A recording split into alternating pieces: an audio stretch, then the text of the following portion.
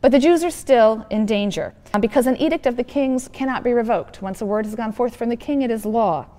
So the solution is a second edict in which Ahasuerus charges the Jews to arm and defend themselves.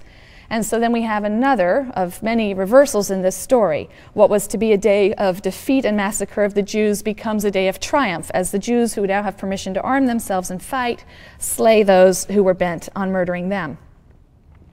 The victory celebration, which is the festival of Purim, is commemorated by Jews to this day. The very melodramatic story of this luxurious Persian court life and all of the attendant political intrigue that goes on in the story, it's recreated in annual Purim celebrations, very raucous, carnival-like dramatizations. According to the Talmud, on Purim, it's a mitzvah, which can mean a commandment or a good deed, to get so drunk that you can't distinguish between Mordechai and Haman.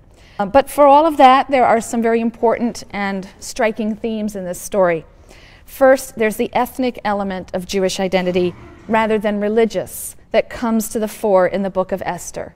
The presentation is secular. The Jews are described as a people, an ethnos. Esther is fully assimilated to her Gentile environment, unlike Daniel, who prays towards Jerusalem daily in the court of the king and observes the dietary laws in the court of the king. We hear nothing like this about Esther at all.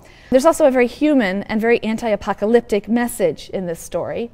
It gives expression to the conviction that solidarity and heroic resistance are necessary in the face of overwhelming anti-Jewish aggression to ensure Jewish survival. This, according to the book of Esther, so different from the book of Daniel, is the lesson to be learned from Israel's history.